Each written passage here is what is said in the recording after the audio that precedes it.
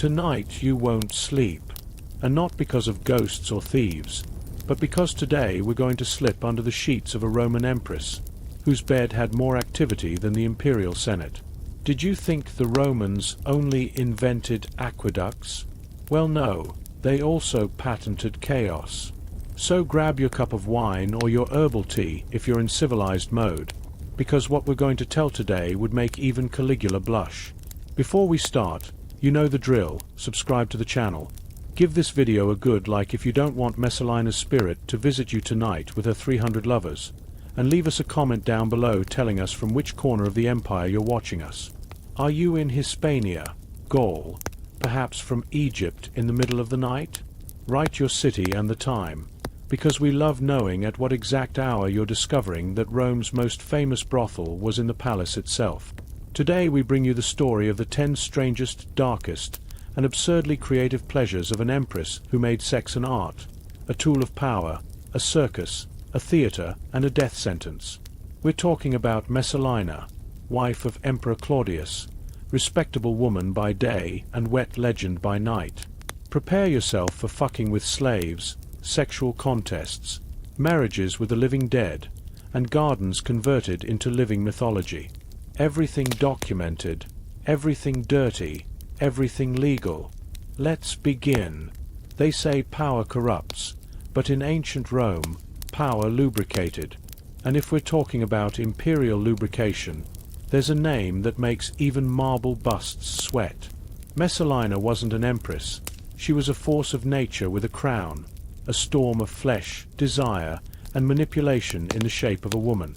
While the empire bled through wars, conspiracies, and betrayals, Messalina built another empire, quieter but equally dangerous, the empire of pleasure. But not romantic pleasure, not even carnal. We're talking about pleasure as a weapon, as revenge, as punishment, as a drug that only she knew how to prepare. To understand her, it's not enough to look at her from the 21st century with TikTok morality and equality glasses. You have to dive into the viscous mud of the 1st century, where marriage was a political contract, slavery was the Wi-Fi of the elites, and the limits between power, sex, and death were as blurred as wet tunics at banquets. In that world, Messalina wasn't the exception, she was the sharpest mirror. From childhood, she was raised in a noble family, the Valeria, where she learned that an intelligent woman should pretend to be stupid, and that the shortest path to influence wasn't the word, but the moan. At 13, she could already distinguish a consul by the thickness of his ring, and at 15, she was married to Claudius, the future emperor, a lame, stuttering, half-deaf man who would govern the world with the grace of a Roman filing cabinet. While he wrote edicts and fell asleep during speeches, she wove an invisible network of lovers, confidants, slaves, and enemies conquered between the sheets.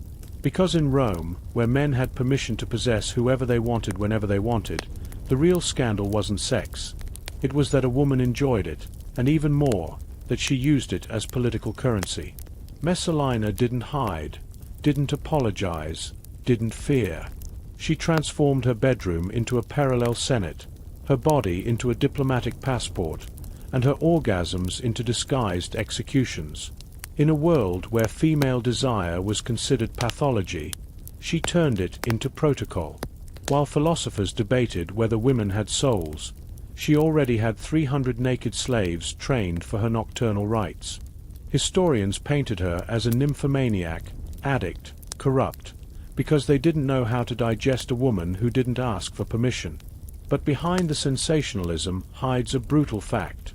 Her bed decided Rome's future. And not only that, it was the only institution in the empire where the powerful entered without swords and left without dignity.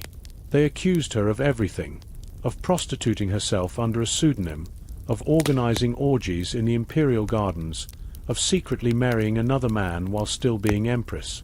And still, half the senators lined up because no one could resist the magnetism of a woman who wasn't afraid. Today we begin this story not to moralize or celebrate, but to remember that in an empire founded on violence, pleasure could be more dangerous than a legion. And Messalina wasn't an empress. She was a wet legend with a crown. In an empire where weddings lasted less than a banquet and love was more dangerous than poison, the marriage between Messalina and Claudius was like mixing an aged bottle of wine with a teenage orgy, an explosive combination that no one dared question, but everyone wanted to spy on. Claudius had everything an emperor needed to govern, except respect. Lame, with a clumsy tongue and the look of someone who doesn't know if he's in the forum or the toilet, Claudius went from palace buffoon to Caesar by accident, political calculation, or as some would say, because no one else wanted the job. In contrast, Messalina was young, sharp, ambitious, and dangerously beautiful. They didn't marry for love, of course. This was Rome. Love was for poorly paid poets and heartbroken slaves. Marriage was a power contract, a business merger with toga and no fidelity clause. And in Messalina's case, the contract came with fine print written in lubricant.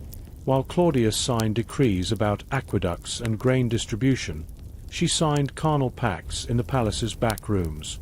The emperor was her alibi, her protective wall, and her political ornament, because no one suspected that under that facade of submissive wife hid the most effective seduction, blackmail, and destruction machinery of the 1st century.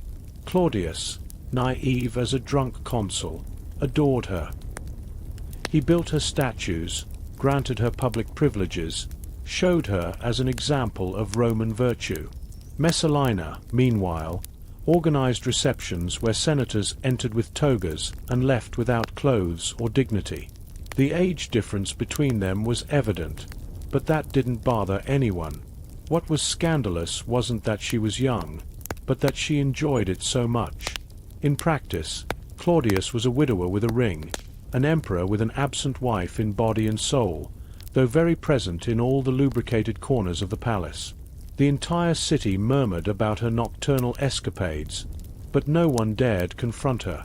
Why? Because the emperor's wife wasn't simply a woman, she was an institution. And confronting her was like confronting the empire itself. The only one who didn't understand was Claudius, trapped in his world of speeches and censuses, convinced that his wife spent her nights praying to Vesta, when in reality she was reciting other psalms with other bodies in other much wetter temples. Some tried to warn him, of course, a couple of slaves, 1 or 2 senators, but the emperor dismissed them with a tired laugh, like someone who hears the oven smells weird but puts the bread in anyway. Because in Rome, masculine honor was more fragile than an Etruscan vase. Admitting that his wife slept with half the Senate would have been admitting he wasn't a man, and that for an emperor was a sentence worse than exile. So Claudius preferred to close his eyes, ears, and senses. Meanwhile, Messalina perfected her double life. During the day, she greeted matrons in the forum, sat weaving in the atrium, caressed her children in public. At night, she changed wool for whips, greetings for moans, and children for oiled slaves. Her schedule was tighter than a praetorian's sandals on parade, and her sexual preferences were more varied than the gods in the pantheon. Sometimes she preferred shy senators, other times sweaty gladiators, and not infrequently newly captured slaves whose language she didn't even know. It didn't matter. The language of power is universal. Claudius, meanwhile, continued believing in his marriage. When they told him his wife was charitable, he smiled tenderly. He didn't know the term included weekly visits to the brothel she herself had founded under a false name, just to test her resistance. Because if Messalina had anything in abundance, it was energy, and Rome gave her all the excuses to spend it. For the scandal of modern decency, that which feigns astonishment at historical orgies while swallowing 5 seasons of murky streaming content, it must be said without adornment. Messalina, Empress of Rome, wife of Caesar, mother of the future, lady of the palace and owner of more jewels than a temple of Isis, worked nights in a brothel. Not for money, she already had more than enough, nor out of necessity, nor even from poorly resolved adolescent rebellion. She did it for something much more addictive, absolute power. Because when you've tasted commanding senators into exile with a raised eyebrow, ordering executions with a smile, or manipulating laws between moans, The next logical step is to play the forbidden from the other side of the mirror. Thus was born Lysiska, the war name Messalina adopted when she descended from the Palatine Hill and entered, wrapped in a dark cloak, the wettest alleys of the Subura neighborhood, where night smelled of sour wine, gladiator sweat, and imperial secrets. According to Dio Cassius, and confirmed by Suetonius, who was more paparazzi with parchment than historian, Messalina had her fixed room in a lupaina, decorated with rough fabrics, cheap incense, and a frayed curtain that hid nothing. There, surrounded by common prostitutes, many of them slaves, many nameless, Messalina sat on a wooden stool with lowered gaze and loose hair, and waited her turn like any other. Sometimes she even cleaned the room between clients. Men entered without knowing who she really was, and if they suspected, they kept quiet. In Rome, knowing too much could kill you faster than a dagger. The most disturbing thing wasn't her presence, but her insistence. She never missed, not even during official festivities, not when Claudius organized diplomatic dinners. She escaped through a side door and returned at dawn, with her face shining from exhaustion and a smile no senator could ever explain. She didn't charge coins out of vanity. She charged because she wanted to. She wanted the act to be complete. She wanted to hear the coins fall in her hand and feel that even there, without crown or toga, she was still in command. Because Messalina didn't seek physical pleasure, she already had that by the ton, but the euphoria of controlling misery from within. Anonymity was her most obscene stage. Each night was a ritual. She stripped off her identity like jewelry and entered the game of hunger, sweat, and feigned necessity. Her office companions knew or intuited who she really was, but never betrayed her, not out of loyalty, but out of reverential fear. Working alongside a goddess can burn your tongue. Clients left stumbling, some unable to believe they had possessed what others venerated from marble. Messalina returned home as if nothing happened, bathed in warm milk, slept 3 hours, and at noon presided over public ceremonies as the empire's exemplary mother. Claudius, faithful to his emotional blindness, never suspected. Perhaps he intuited something, but preferred to look the other way while writing his treatises on the Etruscan alphabet. History doesn't record the names of the men who passed through that room smelling of sour incense and viscous fear. But one can imagine that for some strange reason, many senators became suddenly obedient after certain nights, because there's no better way to control a politician than leaving him trembling between dirty sheets, with his conscience pierced by guilt and his crotch marked by an empress's perfume. They say sex isn't a sport, but in Imperial Rome there was a night when it became an official competition. We're not talking about just any brothel, nor a private game between bored lovers, but a duel worthy of the Colosseum, only without blood, at least not visible, without sand, though with plenty of sweat, and with two very different but equally dangerous gladiators. Empress Messalina, owner of the throne and desire, and Scylla, a legendary prostitute of Rome whose name provoked erections and trembling in equal measure. That night, according to Pliny the Elder in his Natural History, and replicated by Juvenal in his satires, it wasn't a woman's reputation at stake, but symbolic control of pleasure in the empire.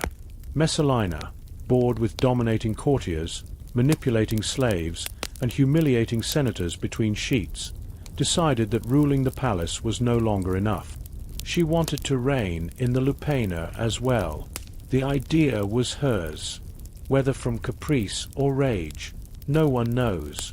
What's certain is that she organized a secret contest, though the secret lasted as long as it takes a praetorian to tell gossip, with a single rule: see which of the two could receive more men in a single night. No more, no less. No pauses, no mercy, no rest. A vaginal marathon of mythological proportions. The venue was a high-level brothel, specially decorated for the occasion, with perfumed candles, wine flowing freely, and reinforced mattresses. Scylla, seasoned in battles, arrived confident with the assurance of one who has survived clients, pandemics, and romantic poets.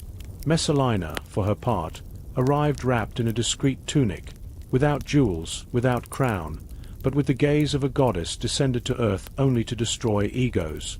Throughout the night, an endless line of volunteers, chosen among soldiers, slaves, athletes, and adventurers, waited their turn as if they were about to take an exam before Venus herself. Each one, after finishing, had to be registered by a designated slave who noted name, duration, and service quality. The rules were strict.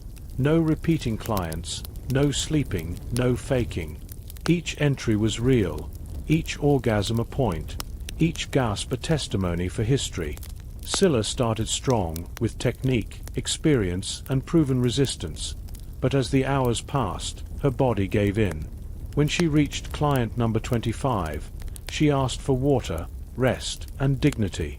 Messalina, on the other hand, continued.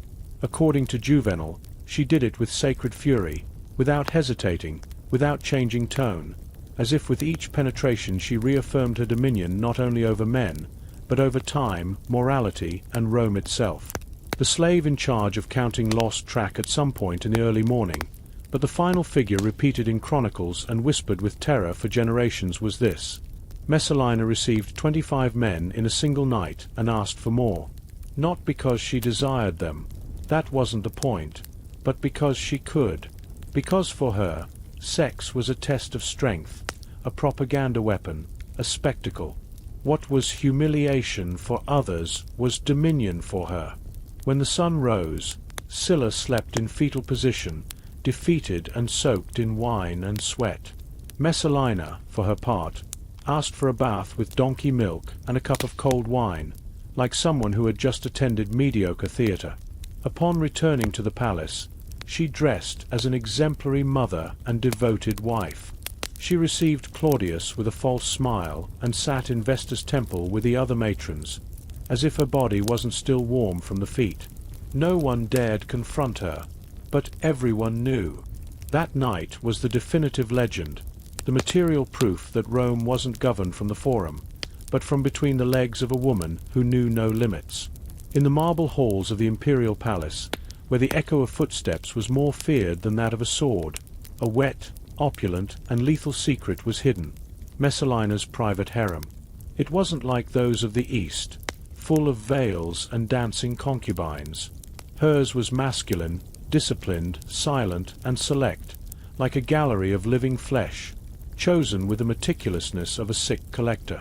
Each slave was a walking work of art, selected not for his obedience, that was taken for granted, but for his body type, skin tone, hand shape, lip curve, or gaze intensity.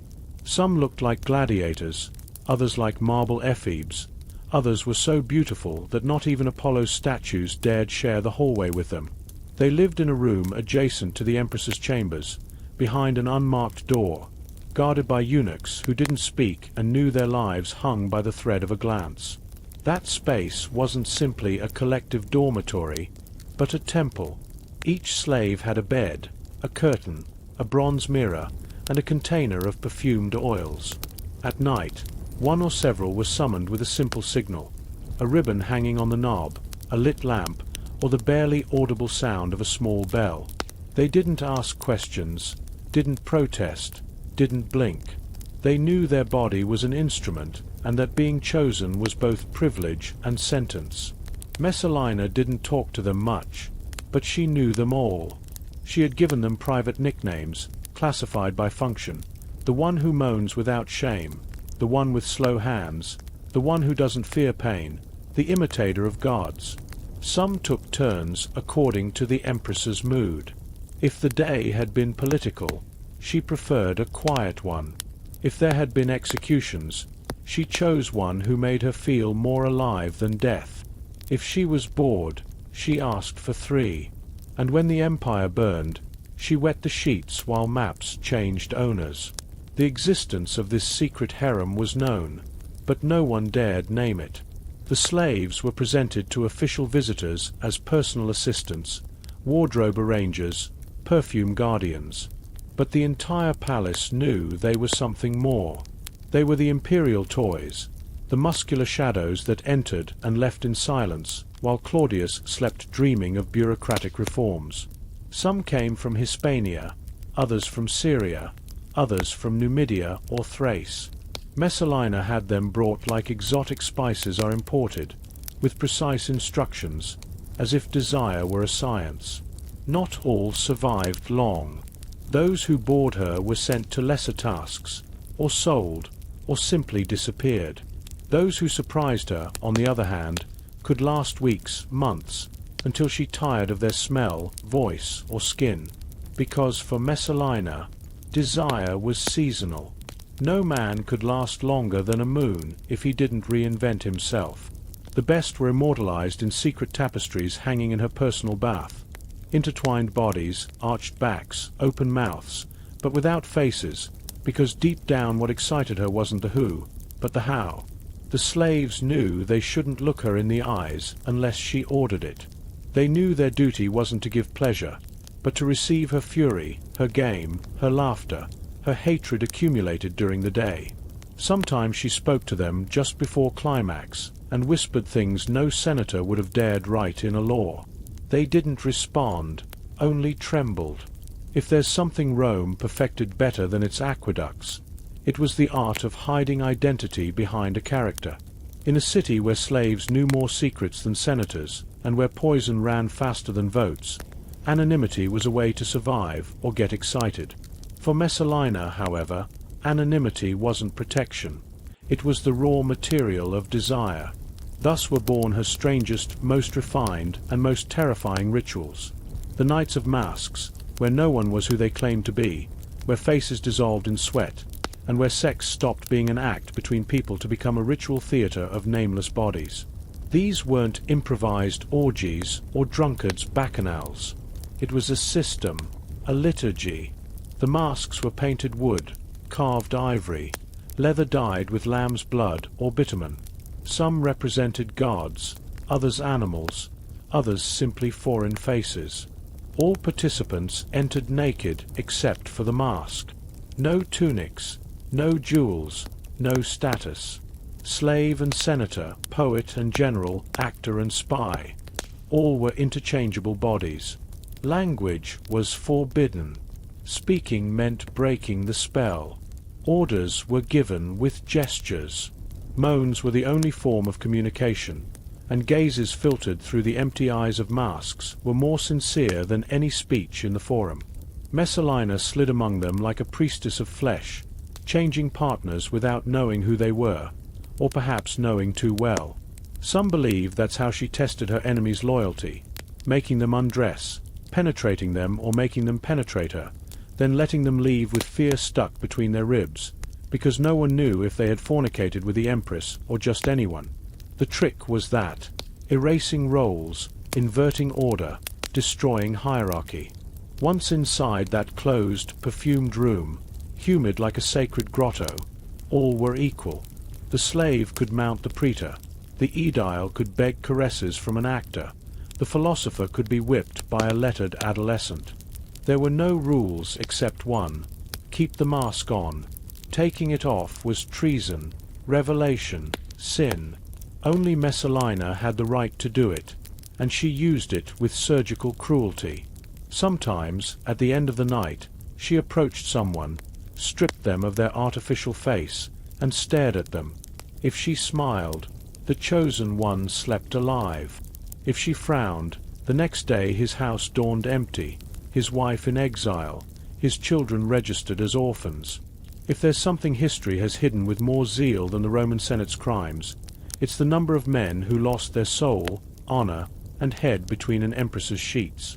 Messalina didn't need knives. Her tool was seduction, her strategy the moan, and her execution the post-coital moment. There was no need to torture an enemy when you could invite him to your bed, make his soul tremble, then remind him at the least opportune moment what he had whispered between gasps. Because in Rome, where power was conquered by force of speeches and alliances, Messalina discovered that a well-timed orgasm was worth more than 100 votes in the Senate. No one entered her bed without consequences. For some it was glory, for others a deferred sentence. Poets believed themselves privileged lovers.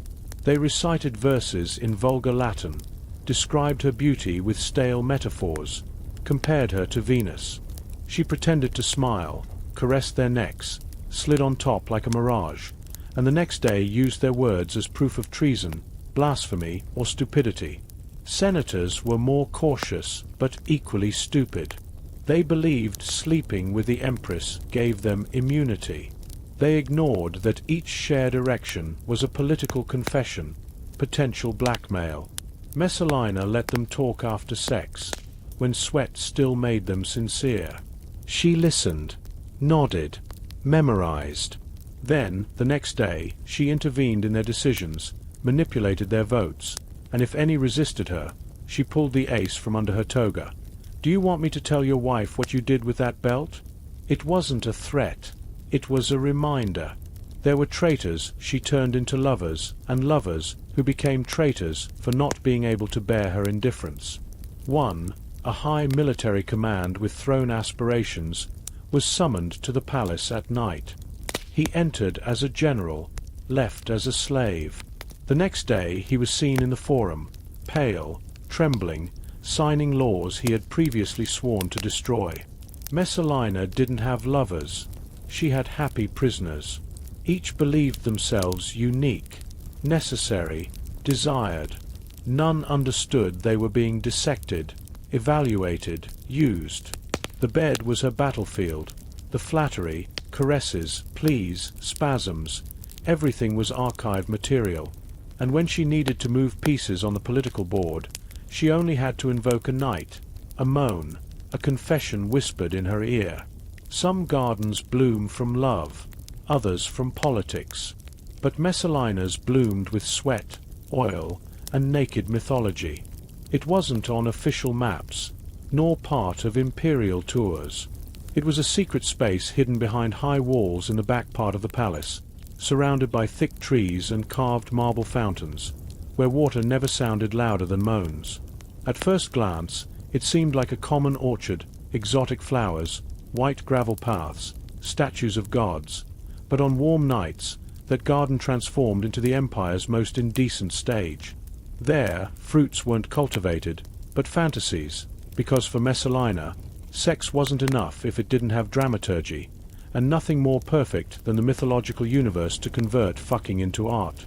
Each encounter was a play, each body a character, each moan an act. The protocol was simple. At nightfall, a select group of slaves, actors, poets, and aristocrats entered the garden with one instruction: interpret passages from Greco-Roman mythology with genitals in the air. There was no passive audience. Everyone participated. Roles were assigned in advance, and rehearsals were minimal. Messalina preferred spontaneity, mistakes, dirty improvisation. If someone mixed up text, position, or whole, it was even better. Chaos was part of the script. One night, the scene of Leda and the Swan was performed. A slave covered with white feathers descended from a harness, falsely honking while Messalina, naked on a bed of roses, feigned surprise and then pleasure. She didn't really feign much. The act ended with attendees applauding with hands and thighs. Another night was the union between Mars and Minerva, though the gods didn't usually copulate. Messalina didn't care. For her, all mythology was editable if the ending was wet. She embodied Minerva with bronze helmet and short spear. Her Mars was a sweaty gladiator who couldn't even read. That didn't matter either. What counted was energy, submission, fire. The statues watched in silence. Some were decorated with human fluids after the third act. The garden's bacchanals were carefully choreographed, not by artists, but by slaves specialized in ritual eroticism. They prepared the unguents, arranged the objects, lit torches, played flutes while someone was mounted by a masked satyr.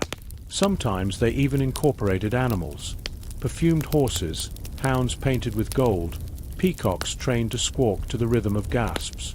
Everything had to seem like a depraved Olympus. Messalina always participated, never delegated. She disguised herself as goddess, nymph, mortal seduced by a mischievous god.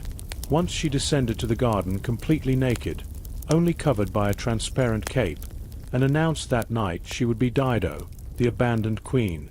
Everyone knew what that meant. Each man had to console her in his own way. They did. Most could barely walk at dawn. In Rome, privacy was a luxury, but exhibition was a strategy. While the people watched bread and circuses, the powerful watched bodies. And among all of them, no one understood the political value of voyeurism better than Messalina, because for her, pleasure wasn't just to be felt, but to be shown. It wasn't enough to devour her sexual victims in secret. She needed them to be seen, observed, analyzed. She wanted the fear of desire to spread like thick perfume through the palace corridors. Thus were born her nights of open windows, where flesh became discourse and sex became mandatory spectacle. On certain carefully chosen dates, generally after an execution, an unpopular law, or a palace crisis, the Empress organized restricted dinners, inviting a select group of aristocrats, judges, military officers, and poets. No one could refuse the invitation. Attending was a duty of loyalty. Not going was suspicious. The curious thing was that upon arriving, there were no tables, no food, only wine and silence. The rooms were dark, except one, the main one, where Messalina was already arranged among cushions, oils, and bodies. She didn't speak, she acted. Before the eyes of terrified senators, she initiated sexual acts with one or several slaves, slowly as if it were a sacred dance. Sometimes she did it on a low table among fruits, spilled chalices, and small statues of gods.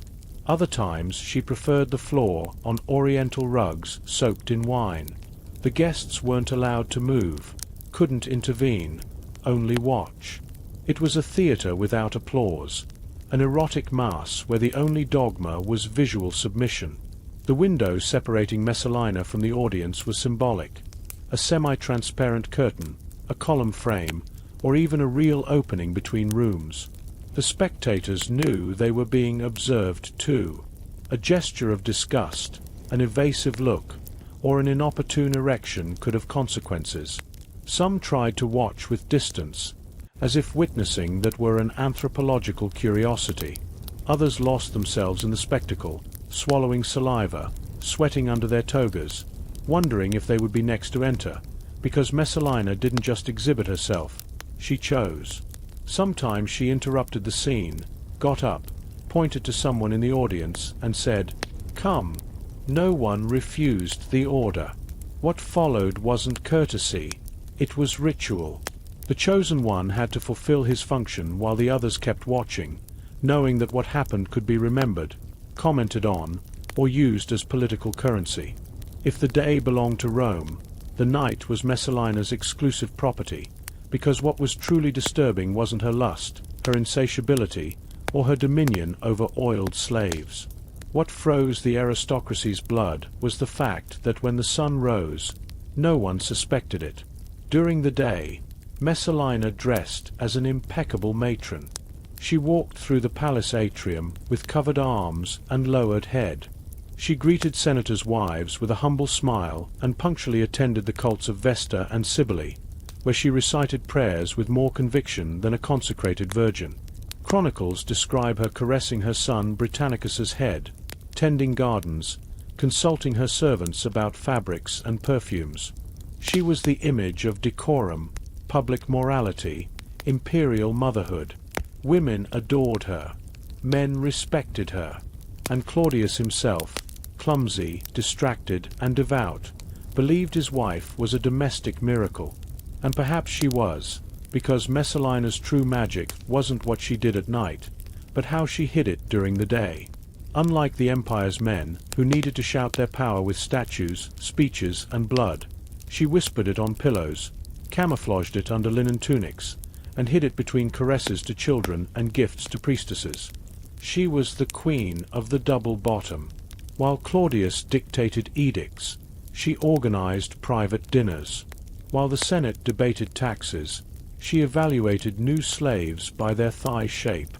While the people acclaimed her as a model of Roman virtue, she rehearsed positions with naked actors between garden columns. It wasn't hypocrisy, it was strategy. The day was the costume, the night the true face.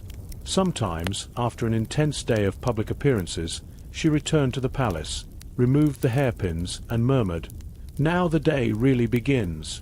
And her real workday began, where pleasure was law, where the body commanded, and where pleas were heard with the crotch, not the ears. Some get excited by beauty, others by obedience, but Messalina wasn't looking for either.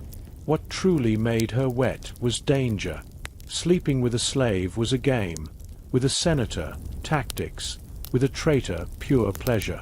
Because for an empress who had everything, power, wealth, bodies, absolute control of day and night, the only thing left was to tempt death, and nothing better for that than spreading her legs before the enemy. It wasn't madness, it was addiction, a deep need to feel she was still alive, to checkmate the empire with each forbidden gasp. While Claudius dictated expulsions from the Senate, she dictated discreet invitations, and the same men the emperor humiliated in public, she rehabilitated in private, between sheets. Some had lost their lands, titles, reputation. Others were sons of families enemy to the Claudians, men marked by exile or contempt. And yet, there they were, sweating between the thighs of the empress who could make them disappear with a snap. It wasn't charity, it was morbidity. Messalina was fascinated by watching a condemned man tremble, not from fear of punishment, but from fear of failing in her bed. Sex became a mutual challenge. He had to please her without going too far, without getting illusions, without believing that pleasure was redemption. She, meanwhile, tested how far she could have the enemy inside without losing the crown. Some were invited only once, without explanation. They entered through a side door, without speaking, without being looked at by anyone.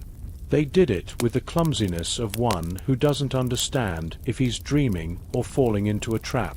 Others repeated with the tacit consent of their executioner, because if there was something more addictive than physical risk, it was political risk, knowing that each moan could be heard, each kiss interpreted as treason, each mark on the skin used as evidence.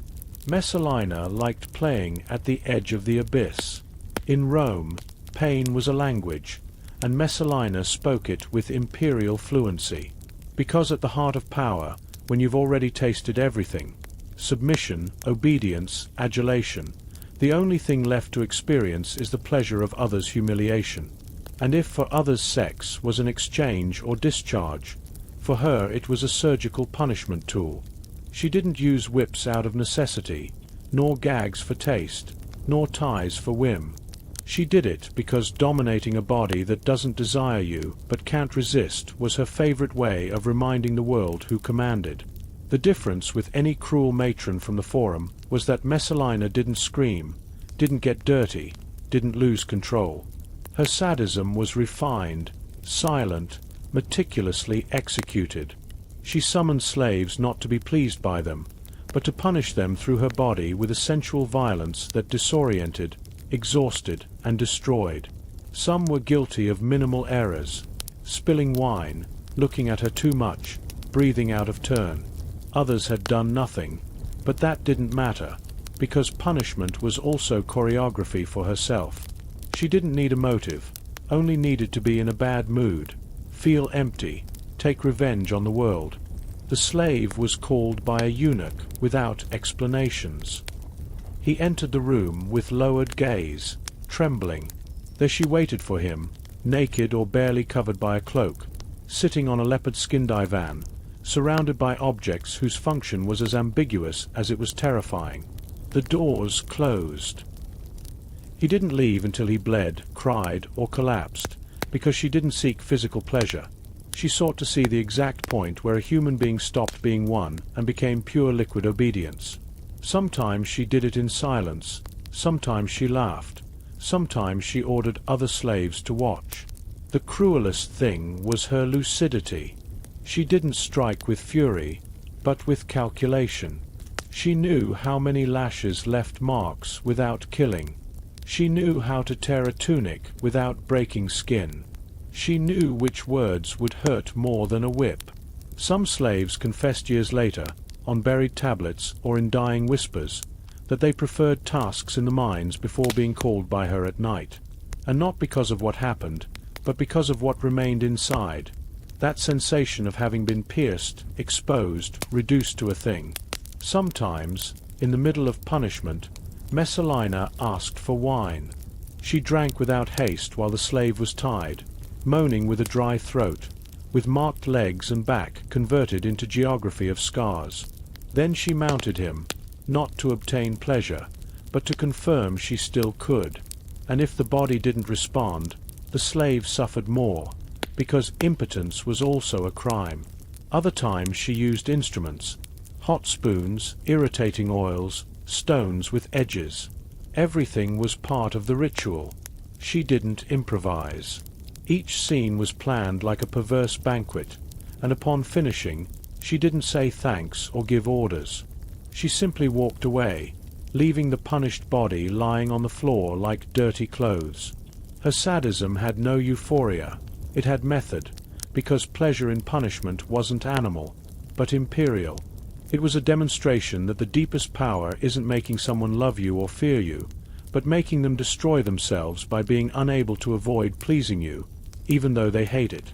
In Rome, where walls heard, beds talked, and slaves told everything, there was no more effective weapon than a good rumor well directed. And Messalina, who understood the anatomy of scandal like a surgeon knows the human body, turned gossip into her favorite control tool. Unlike women who tried to hide their excesses, she publicized them. She didn't need to do it on tablets or proclaim them in the forum. It was enough to slip a whisper in the correct ear, drop an ambiguous phrase during dinner, allow a servant to surprise her kissing someone, or leave a curtain open at the right moment. Scandal was her shield, her perfume, her statement of principles. Because while others feared being judged for their acts, Messalina magnified them to terrorize. It didn't matter if something had really occurred. What mattered was that it was believed. Thus were born the stories of orgies in the Imperial garden, of resistance contests with prostitutes, of slaves summoned in shifts to please her until fainting. Some were true, others barely a sketch fed by her malicious smile, but all served the same purpose: that no man, senator, freedman, or general could sleep peacefully without wondering if he would be next. Even those who had never shared a cup with her feared appearing in the rumors, because in Rome scandal hit harder than a dagger. It didn't stain with blood, but with shame. Some politicians renounced their positions for fear their names would appear linked to a dinner at the Domus Aurea. Others broke alliances if gossip ran that Messalina had chosen them. And the most cowardly feigned contempt while secretly paying palace slaves to know if they were mentioned. She watched them from the shadows, measuring the effect of each story. When a political enemy began gaining power, she didn't send assassins. She sent rumors. That he had been seen leaving her chambers, that he had pleased her poorly, and now she hated him, that he had fallen in love and wrote her letters with idiotic poems. There were never proofs, only looks, whispers, half-smiles, and that was enough to destroy careers. The smartest knew the only defense was to keep quiet and obey, because denying it only fed suspicion, and publicly refuting it was invoking her vengeance. In the center of the imperial palace, beyond the marble columns, the wine-spewing fountains, and the corridors where whisper was more deadly than a dagger, there existed a room where neither senators nor generals were welcome. It was a hall without windows, without statues, without altars to the gods. There were only mirrors covering the walls, ceiling, even the floor. Every centimeter of that chamber reflected one thing: Messalina. It was her private temple, her intimate stage, her contemplation chapel. There, sacrifices weren't made to gods. Her own body was offered as an object of worship, because while other emperors surrounded themselves with portraits, busts, or coins with their profile, she preferred to see herself in movement, in living flesh, in full act of power. Sex in that room wasn't an exchange. It was choreography with an infinite audience. Each time she took a slave, lover, or victim of desire, she made sure to position herself at the correct angle to see herself from all sides. She didn't do it for common vanity, but for imperial conviction. Because in Rome, where the emperor's face decorated coins, the empress's body could govern more than any denarius. And she knew it. She knew that her figure in multiplied reflection wasn't just flesh. It was symbol, threat, reminder.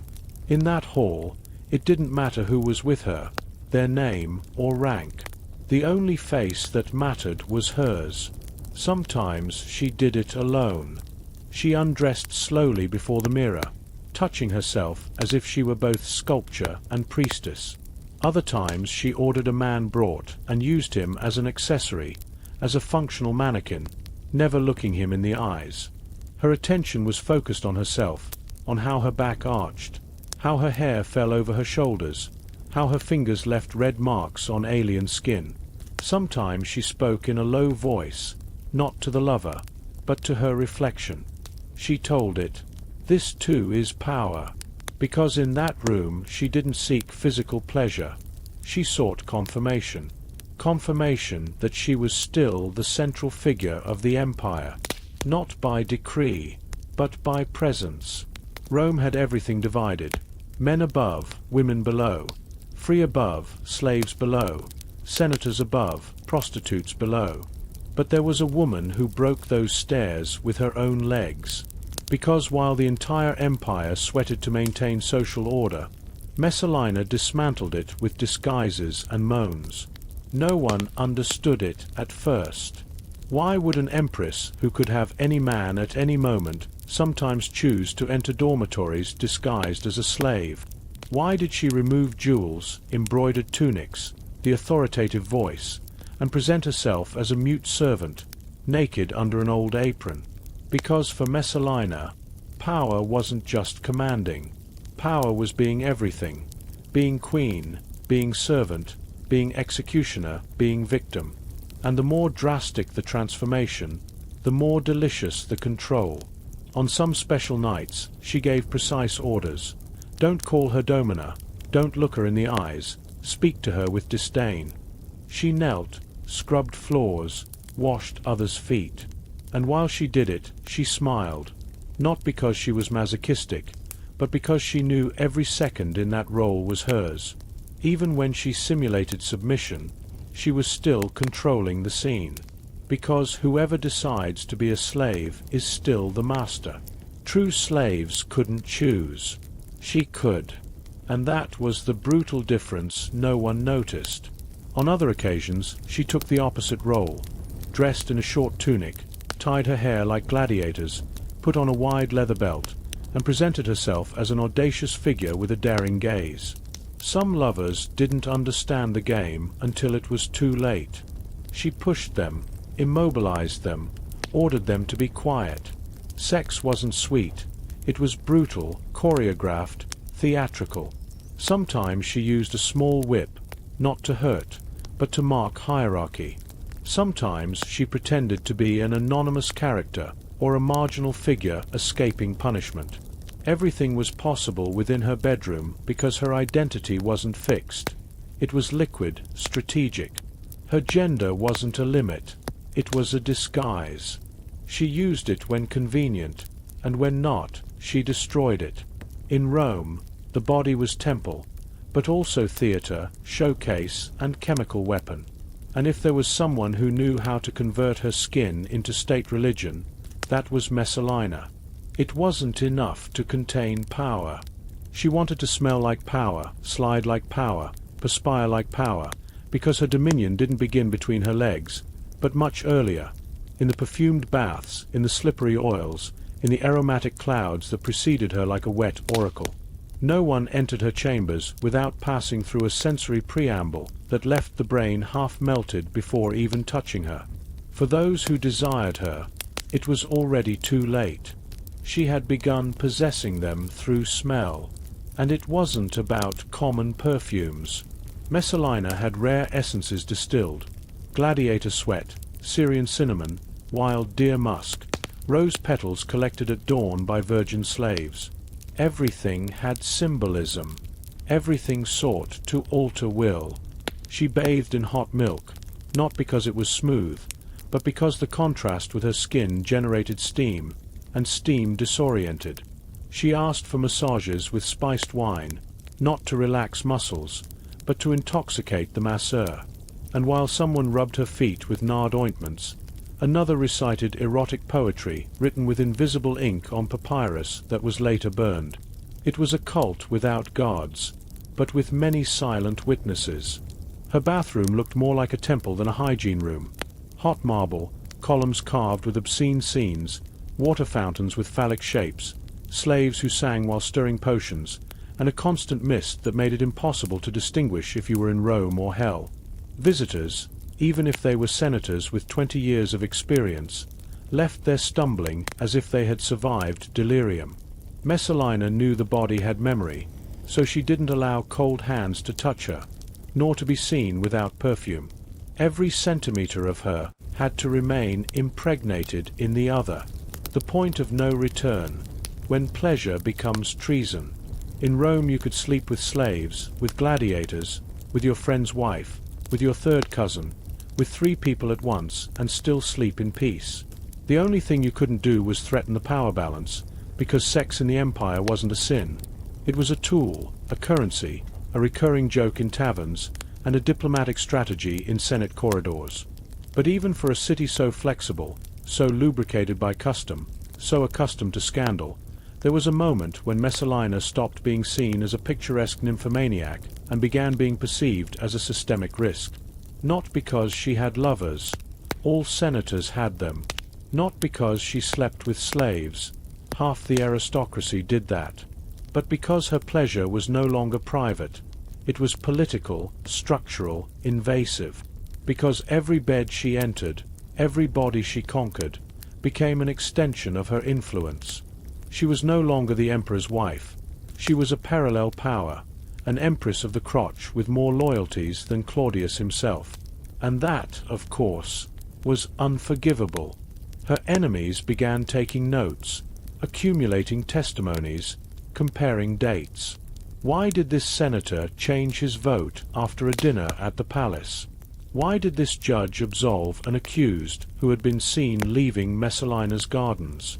Why did the interior service slaves no longer speak, eat, or look anyone in the eyes? The rumors stopped being erotic and became judicial, because when pleasure becomes institutionalized, it becomes crime. And the palace, that space where everything was permitted, began filling with dangerous whispers. There was talk of orgies on session days, of documents signed between gasps, of veiled threats pronounced after climax. Messalina didn't just play with bodies. She played with state secrets. Her bedroom was a parallel office where positions, sentences, and alliances were decided. Some slaves began disappearing. Others were sold to distant provinces, not for treason, but for knowing too much. Because sexual power is the most fragile. It works while no one sees it. But Messalina no longer hid anything. Her pleasure was public, scenic, timed, and that in Rome was crossing the line. There are acts that need no explanation, only a rope.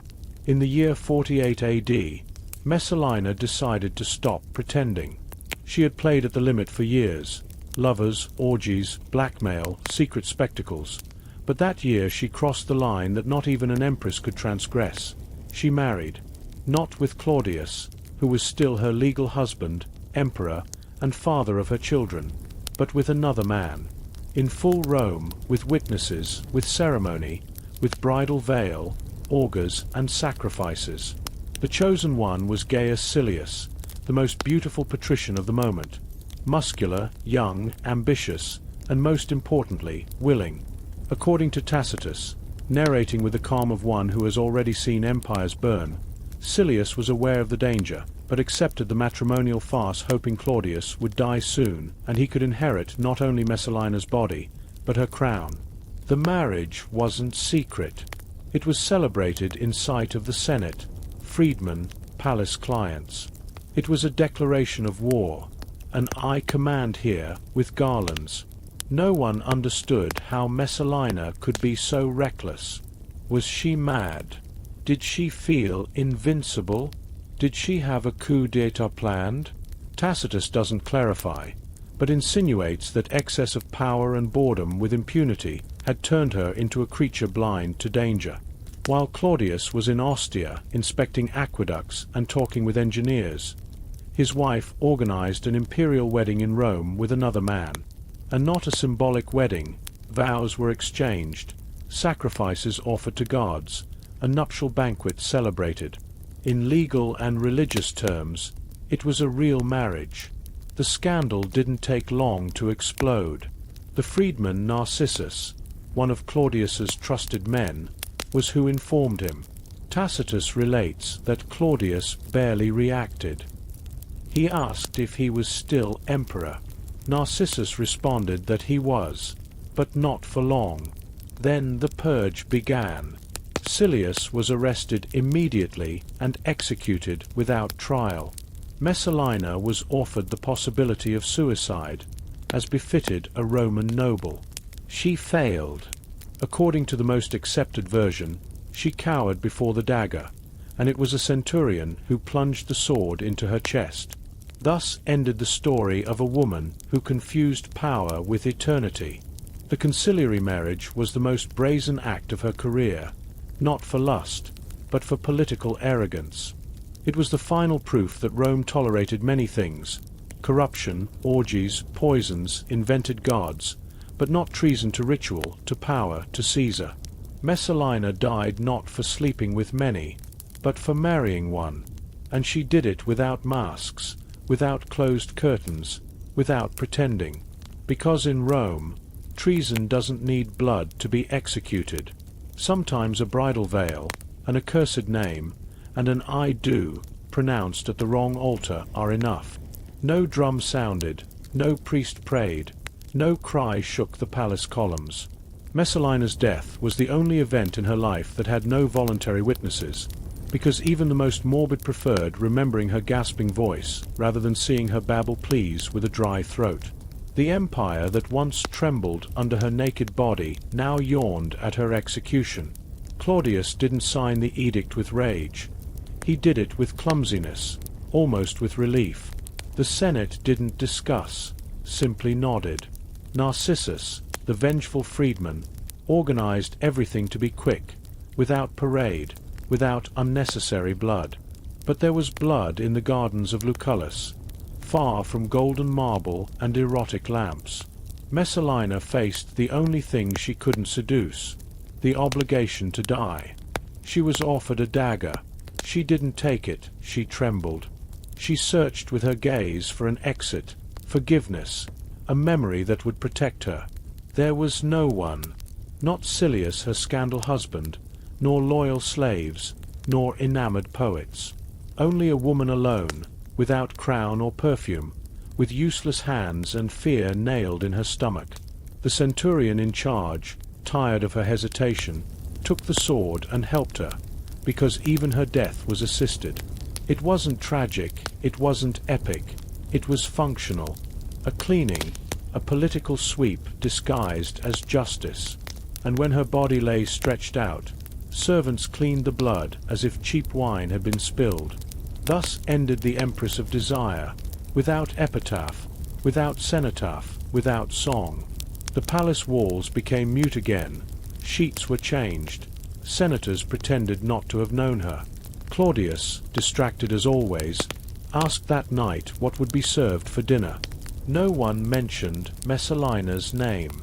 Her image was erased from portraits, her name eliminated from inscriptions, her memory converted to shadow. But it didn't work, because shadows aren't buried, they only change form. And though official history tried to domesticate her as the unfaithful wife, the scandalous one, the fallen one, the echoes of her body continue crawling through time's corridors. The empress who made sex a government tool died without a final orgasm, without a complicit glance, without a memorable phrase. She died like any woman, And that was perhaps the cruelest punishment Rome could invent. Because for someone who had converted each moan into a threat, ending in silence was worse than the sword. It was oblivion. And in Rome, oblivion is the true execution. But everyone secretly feared repeating her name aloud. Because though flesh disappears, when desire is imperial, it becomes myth. And myths like her never die completely. They simply change position. Like in an empty bed. Rome didn't fear barbarians, didn't fear offended gods, nor conspiring senators, nor slave revolts.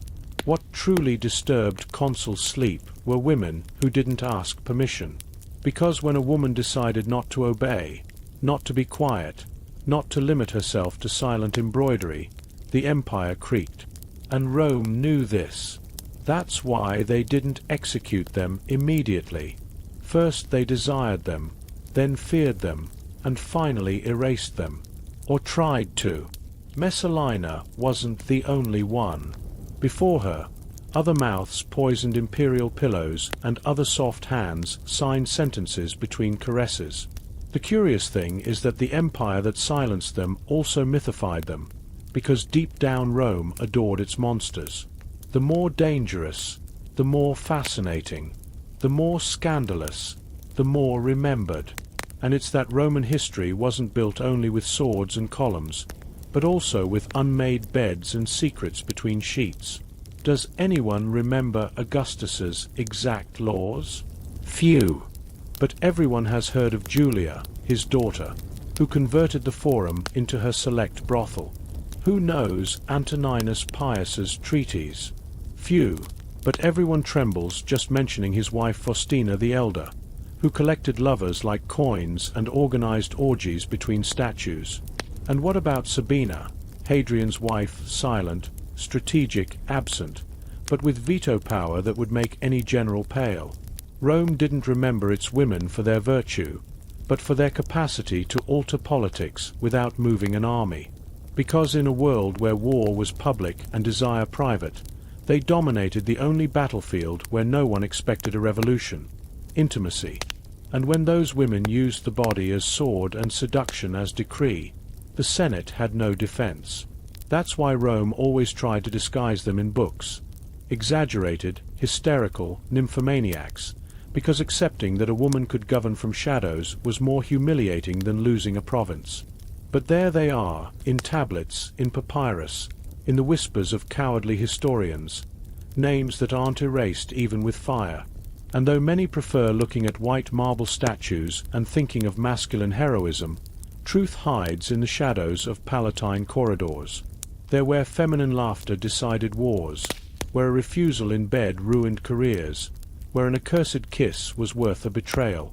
Rome loved its dangerous women, not for what they said, but for what they provoked. And that's why, while legions marched and emperors fell one after another, they remained there, imperturbable, playing with power's invisible threads. So if you thought Messalina was the only one, wait to meet Faustina, the empress with imperial desire, Julia, the princess with more scandals than coins, or Sabina, who reigned without saying a word. But that will be in other whispers, other nights. For now, leave us a like. Comment from which city and at what time you're listening to this indecent story. We love knowing who isn't sleeping at these hours. And don't forget to subscribe, because Rome may have fallen, but its women still have much to tell.